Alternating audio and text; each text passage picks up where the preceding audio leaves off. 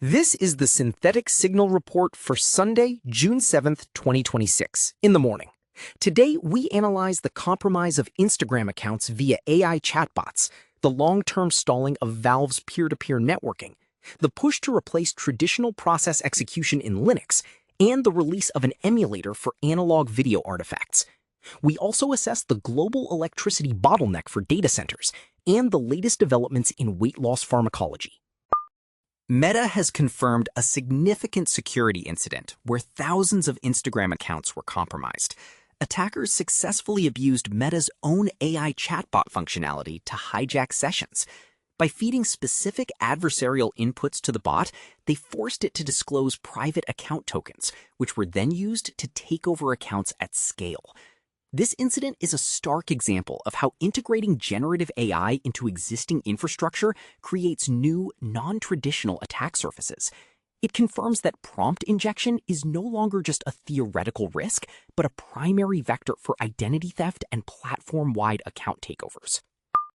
Valve's peer-to-peer networking stack, specifically for game networking sockets, remains broken for over 2 months. The issue affects players primarily in Israel and the Middle East, where Steam's relay servers are routing traffic through suboptimal nodes. This causes latency spikes of over 120 milliseconds for PC-to-PC connections, despite cross-platform play between PC and PlayStation 5 remaining unaffected. The lack of an official fix has forced the community to use GitHub issue trackers as a de facto support desk. This signals a degradation in the maintenance of foundational gaming infrastructure, as Valve's internal resources appear heavily diverted toward newer, AI-driven projects. The Linux community is engaged in a pivotal technical debate regarding the deprecation of the fork and exec model. As modern applications become more memory-intensive, the traditional method of creating new processes via full memory duplication is proving to be a massive performance bottleneck. Developers are pushing for more efficient, modern alternatives that allow for granular process creation without the overhead of copying entire address spaces. This move is essential for the next generation of containerized environments, which need to spin up and terminate ephemeral workloads with near instantaneous speed. A notable open-source project, Ntsc-rs, has gained traction for its precise emulation of analog television and video home system artifacts. Rather than relying on simple blur filters, it recreates the physical degradation of old signals, including scanline jitter, color bleeding, and tape head noise. While this may seem like a niche aesthetic tool, it serves as a critical archive for maintaining the integrity of digital media that attempts to mimic historical broadcasting. It is a signal of the industry's ongoing obsession with analog authenticity in a world increasingly dominated by synthetic, perfect digital output.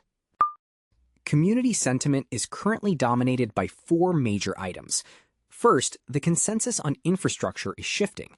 Reddit's energy subreddits highlight that the primary bottleneck for the current AI boom is no longer the availability of compute chips, but the absolute limit of local electricity grids. Data centers are outstripping regional power capacity faster than utility providers can upgrade. Second, in the frontier of local large language models, the introduction of 6-bit quantization for the KV cache has proven that massive performance gains are possible. A 6-bit cache now matches the performance of the traditional 8-bit format, effectively increasing the context window capacity for local users without degrading output quality. Third, the biotechnology sector is watching Eli Lilly closely after the company presented new safety data for its next-generation obesity drug, retatrutide. The clinical community is focusing on its tolerability profile, which could make it a primary competitor in the long-term management of metabolic disorders. Finally, the new tool Jim Liu's Baoyu design is trending on GitHub. It allows users to run Claude design as a local agent skill. By producing self-contained HTML prototypes directly from local models, it effectively bypasses the need for the cloud-based web interface, signaling a move toward fully local, agent-first design workflows.